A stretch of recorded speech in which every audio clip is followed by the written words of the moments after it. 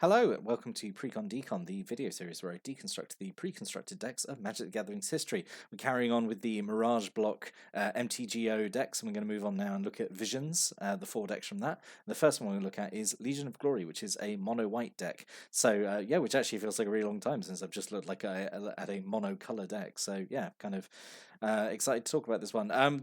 Before I get into it, though, I've got a small confession I have to make.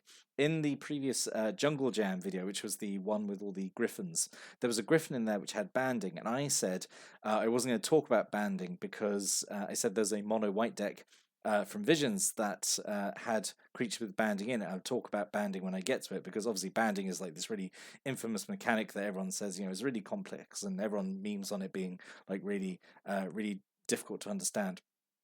But I was so dead certain there were creatures with banding in this deck. There actually aren't, so that But I do still want to quickly talk about banding before I get into it. I'll do the condensed version. My hot take on banding is that it's not that complicated, and it just isn't that difficult to understand, honestly. And I think it just gets memed on a lot.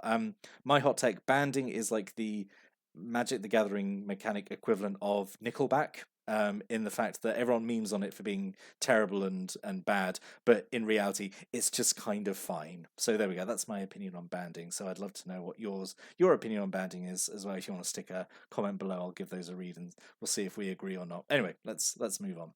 So we've got the deck list here. We've got 19 creatures, 7 instants, 2 sorceries, 7 enchantments, 2 artifacts, 23 land. We've got a mana curve off to the side there. Lovely low mana curve because it's it's white we need, because that's kind of the only thing white did back in the Mirage Block days. So yeah, let's just get on and start looking at the tiny white creatures in here. So one of the rares is Zalfirian Crusader, 1 and double white for a 2/2 with flanking. So flanking's back. I think it was kind of all the way through Mirage Block anyway, because it's just a good mechanic, isn't it? Covered flanking a lot in Ride Like the Wind, but basically means if a creature with flanking gets blocked by a creature that doesn't have flanking, the blocking creature gets -1/-1. Which just means it can kill off like X1s before damage is even dealt. So yeah, it's kind of a fun little mechanic.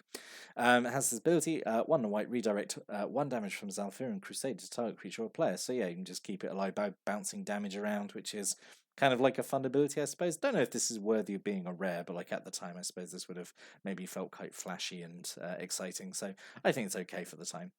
We've got 3 infantry veterans, 1 white mana for a 1/1. You can tap to give an attacking creature +1/+1 to end turn, which is okay.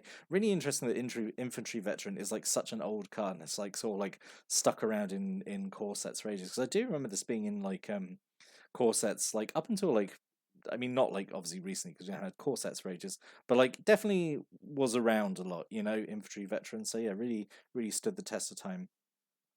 Then we've got Longbow Archer. Only a single Longbow Archer, which is heartbreaking because Longbow Archer is like legitimately one of my favorite white creature cards because I think it's great.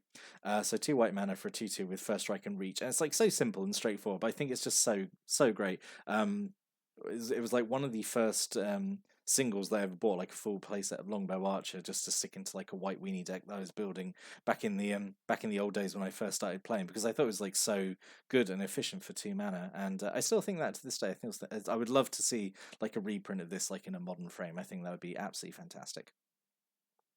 We've got a single resistance fighter, 1 white mana for a 1/1. You can sacrifice it to make a creature deal no combat damage this turn, which is okay, I suppose. Stops like a big creature from stomping over.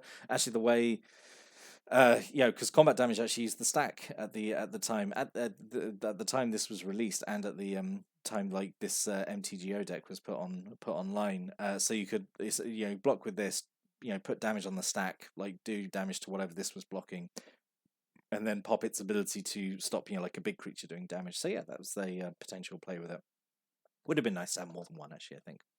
We've got 2 Jamaran Lions, 2 and white for a 3/1. You can pay 1 white and tap to make type creature unable to block this turn, which is very weird because it's those days that's a very red ability. But yeah, it's okay. I'd say the downside is this, if you're using this ability, then you're not attacking them with the for the time quite aggressively costed like 3/1. But it's okay. Then it helps all your other stuff get through, I suppose. So it's still better than nothing. I've got 2 Knight of Valor, who was released a set too late. I would have loved if he was in Mirage, because then he'd go quite nicely into the Ride Like the Wind deck. So 2 and a white for a 2/2 with flanking, which is a stat line we got a lot with these knights, like 3 mana for a 2/2 with flanking. And his ability, 1 and a white, each creature without flanking blocking Knight of Valor gets an extra -1/-1 to turn 10. So yeah, he can take down X2s because obviously that don't have flanking. So yeah, because they get the reduction from flanking and then pop this ability to give them an extra -1/-1. So yeah, really really good ability. I think it doesn't feel very it doesn't feel very white to have this ability, I suppose, but I think it's pretty great.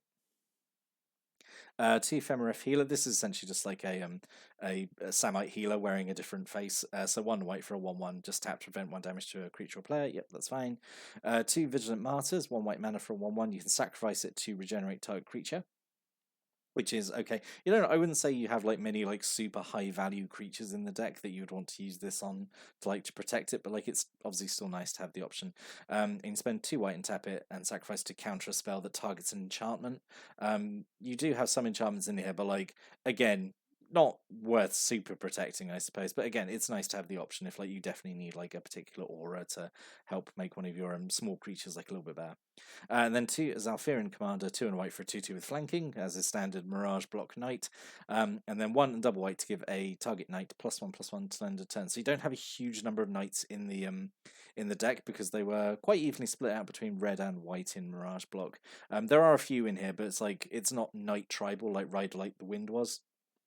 But again, it's still good to have the ability and not need it than need it and not have it, even though it is quite expensive and it's only +1/+1. But yeah, it's still okay, for the time. And then 3 Ephemeref Scouts, just 2 and a white for a 1/4. Just yeah, okay, it's just like a decently big blocky creature, I suppose. It's okay. All right, and then non-creature spells. So I believe this is the other rare, Retribution of the Meek. So 2 and a white to bury all creatures, which is destroy without allowing regeneration. All creatures with power 4 or greater. So for like 3 mana, this has potential like can do a lot, like to kill off a bunch of like really big creatures, which otherwise you can't deal with because you've got like a bunch of like white weenies here who have difficulty like punching up and dealing with at the time like big like green or red creatures or whatever. So yeah, this is actually pretty nice to put like a kind of limited board sweeper in here. So yeah, this is okay. It's really cheap as well at 3 mana. Like potential really good card here. We've got 2 Miraculous Recoveries, 4 and a white. You can put a creature card from your graveyard onto the battlefield and put a +1/+1 counter onto it, and then this whole treat the creature as though it was just played, which is lovely old-fashioned rules text here. This is pretty good, I think. Like 5 mana for like an instant speed reanimation. It only targets your graveyard. You can't get like an opponent stuff with it, but like I think like 5 mana for instant speed reanimate and also like a +1/+1 counter is actually pretty good. I think that's a nice inclusion here.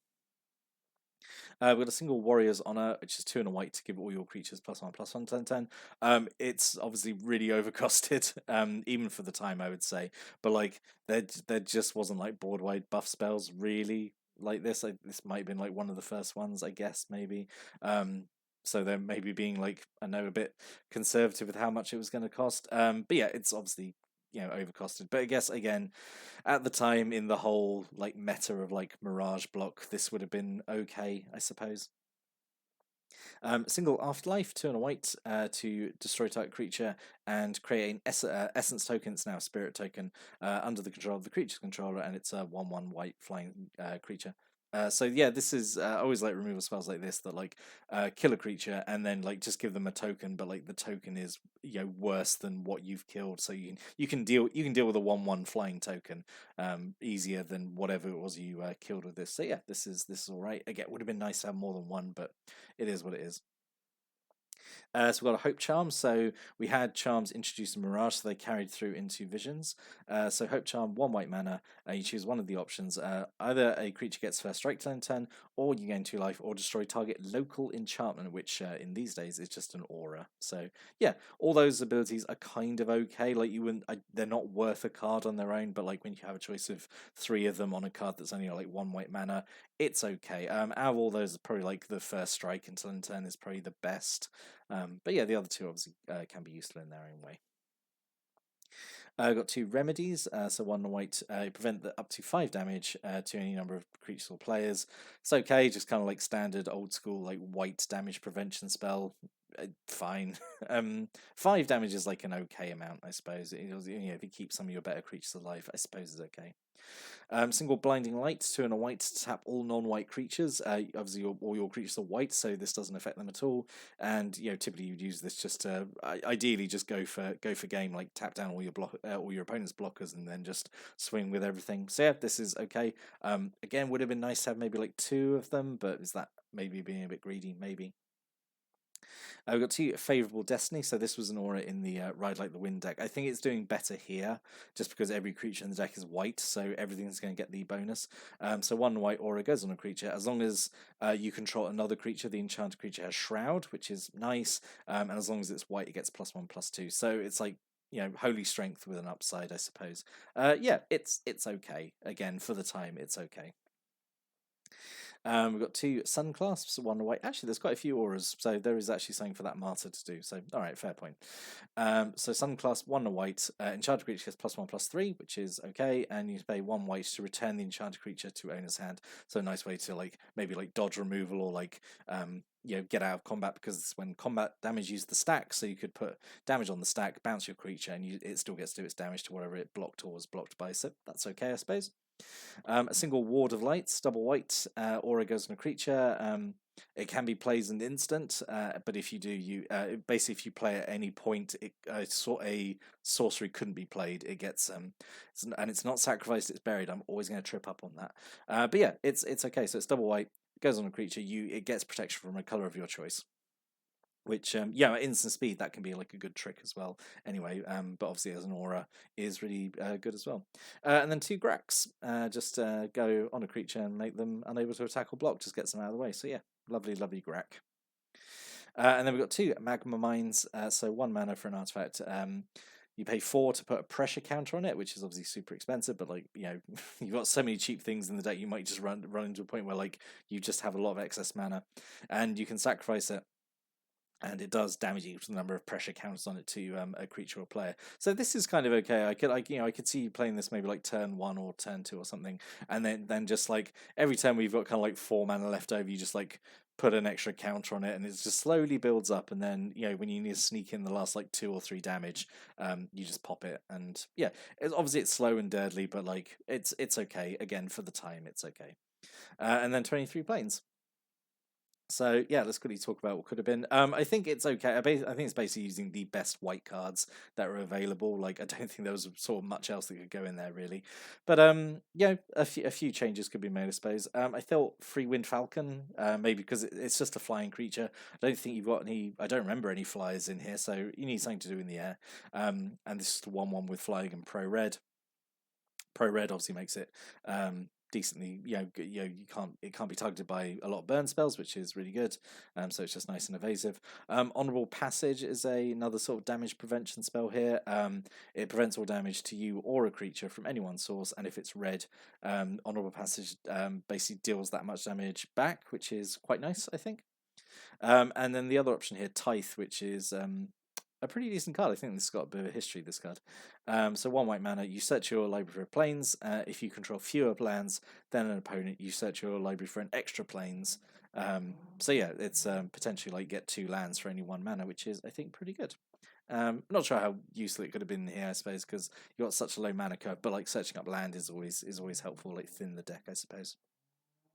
So overall, I think it's pretty standard cookie cutter white weenie deck which it's fairly basic for, even for the time. But yeah, I think it would have played okay. It's fairly efficient. I think. Don't think it's doing anything particularly wrong. It's just it feels a little bit boring, I guess. So yeah, I guess standard, really solid C+, I suppose. But I'd love to hear your opinions on this one. If you have any thoughts or comments or stories, opinions about this deck, do you think it would have been better if there'd been a creature with banding in there? Maybe, yeah. So there we go. We can swing it back around to talking about banding, I suppose. Anyway, stick a comment below if you've got anything to say about this deck, and I'll give it a read. You know I always do. But I'll be back next time. We're going to look at another Visions MTGO deck. But until then, thanks for watching and listening, and have a great day.